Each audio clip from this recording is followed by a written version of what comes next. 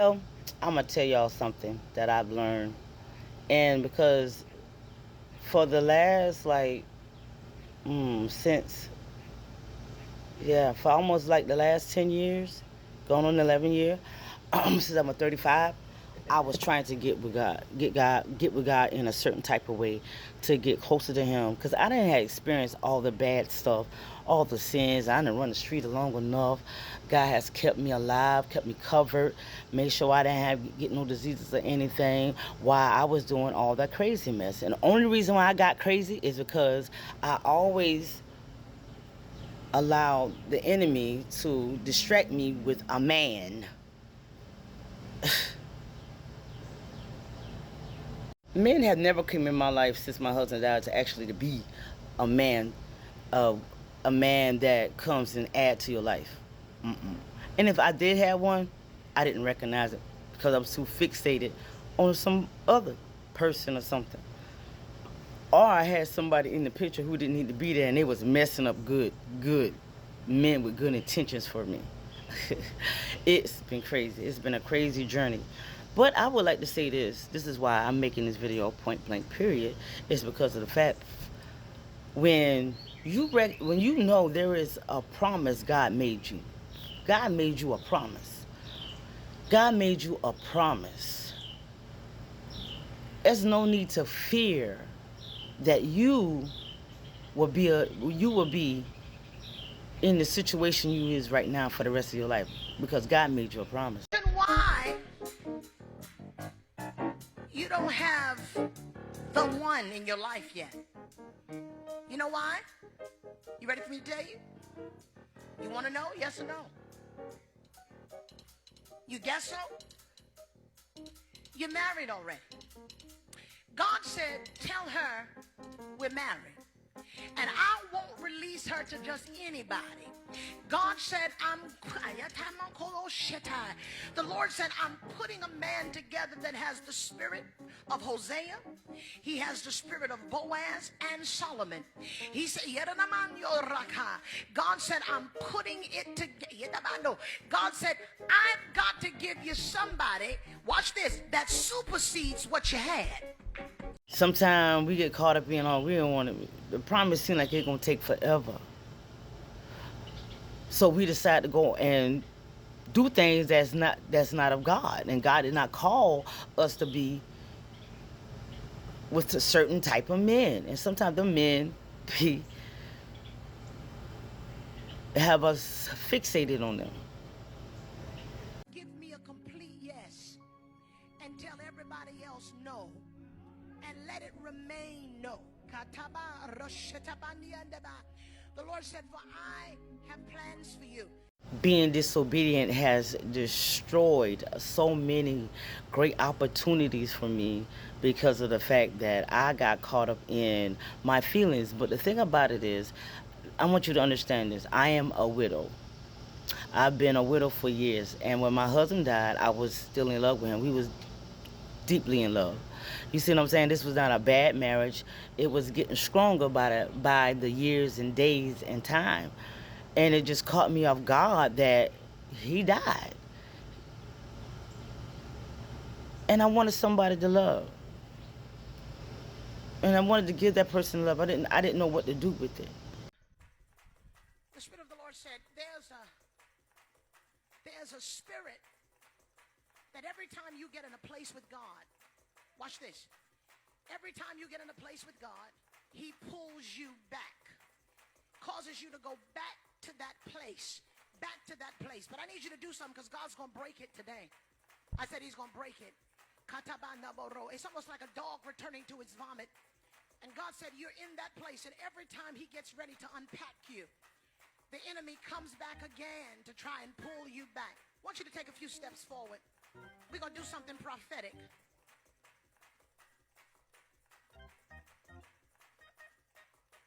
Stop. I want you to back up. Come back. Back up.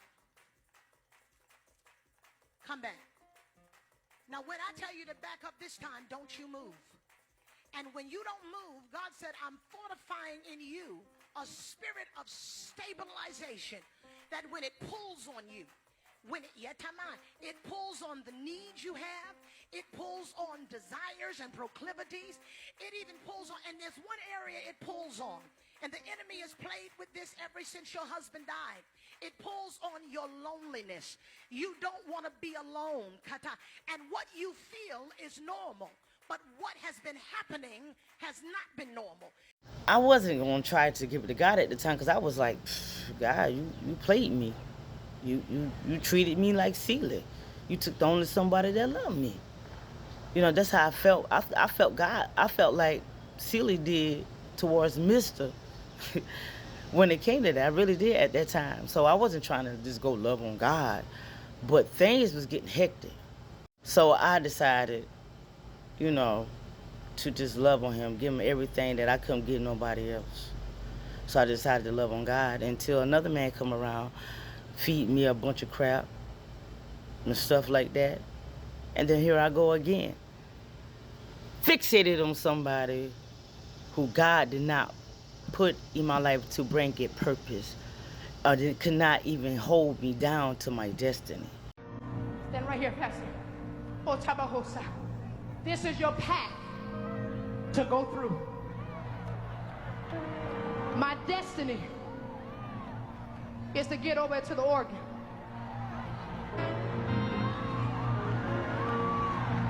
These people represent my situations.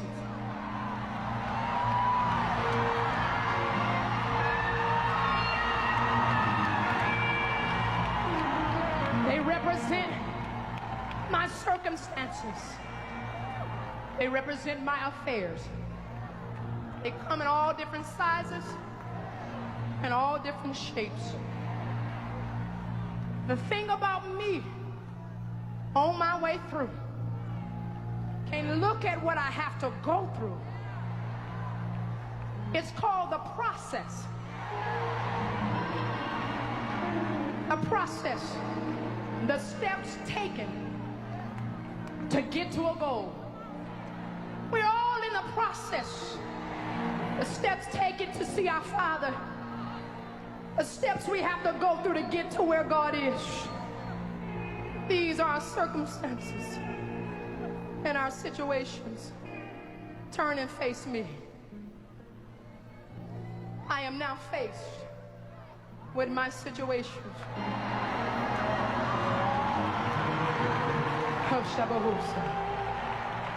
And right where I stand, I can't even see my destiny. But I know on the inside of me, I gotta get there.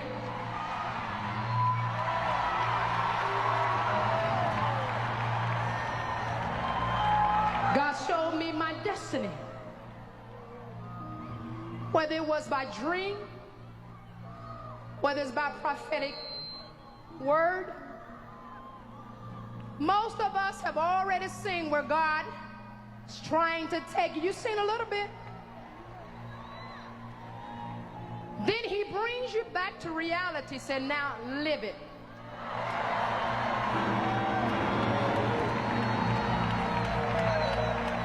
See, the problem with us as a people, we're looking for a prophetic word.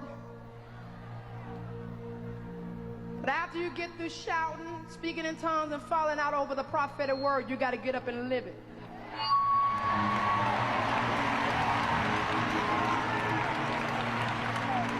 You want to rejoice? Oh, I got a prophetic word. Sis, pinch yourself. Brother, pinch yourself.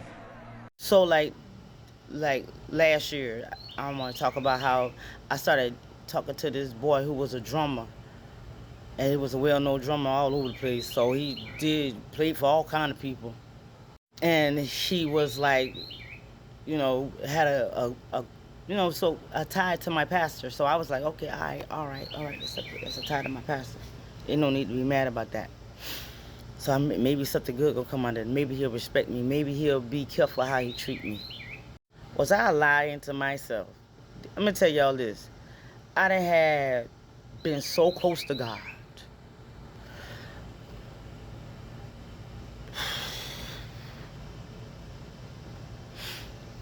I was so close to God. I was so close to God. And he had the angel on that shoulder. The Lord told me, he said, tell her, stay steadfast. You have no idea what God's getting ready to do. You have, and you're going to minister again because we enjoyed you. I wasn't losing hope in him, but I remember the devil brought that guy in my life the day I was praying to God about something concerning me being alone. And here's your qualm. Let me get in your head as your prophet. Why can't I have God and have somebody to love me in the natural as well? And then he shows up.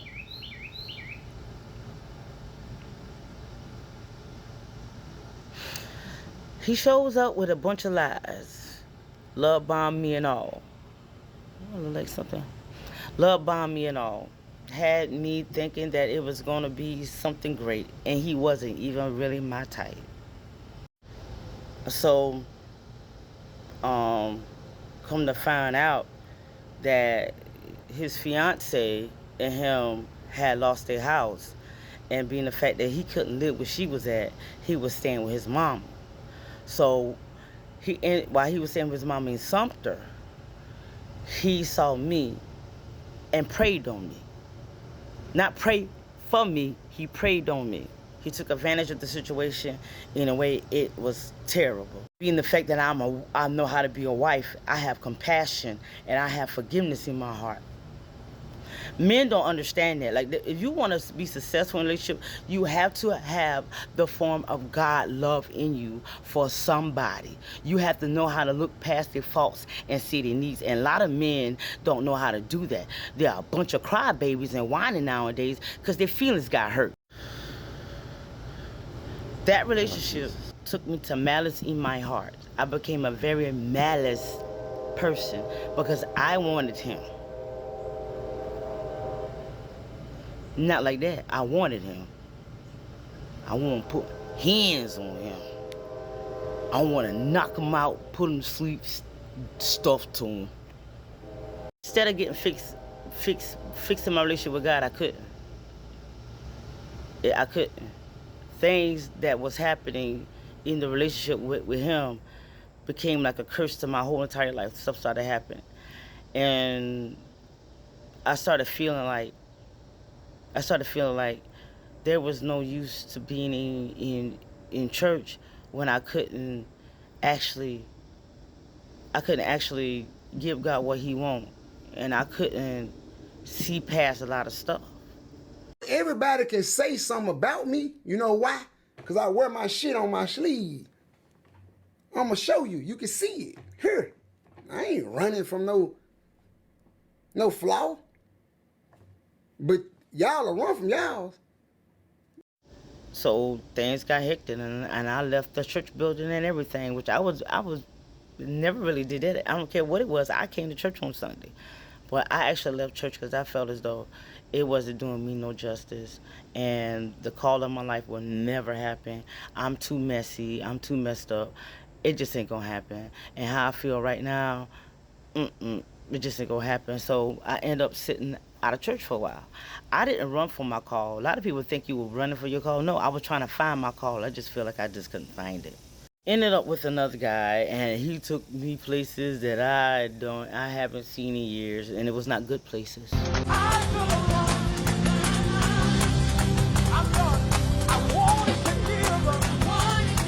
I put up with stuff with that guy.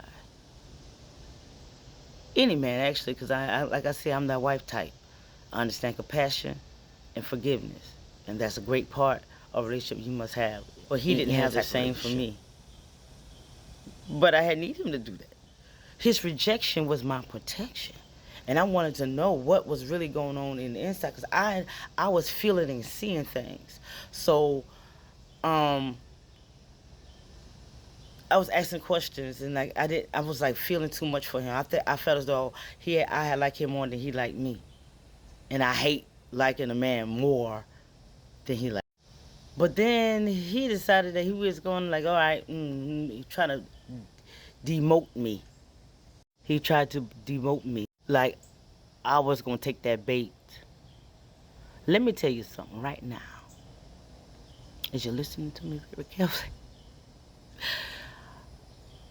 I didn't care really because of the fact that you ain't even ordained for me, man. Man, you did the right thing because of the fact I needed you to go because I had to find my way back to God. And you do not have the skills or the mindset to get me there, regardless of what you think. Regardless of what you think. So my whole thing is this here. Ain't no need to be sad when the wrong man decided that he want to leave. God tell him to leave. He don't need to stick around. What you need to do is now get in a posture of obedience.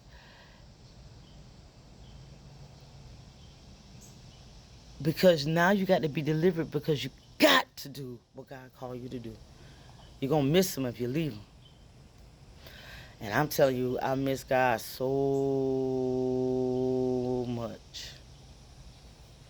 You know the worst feeling is in the world when you know what the presence of God feels like and you know where you're not nowhere close to his presence feel like.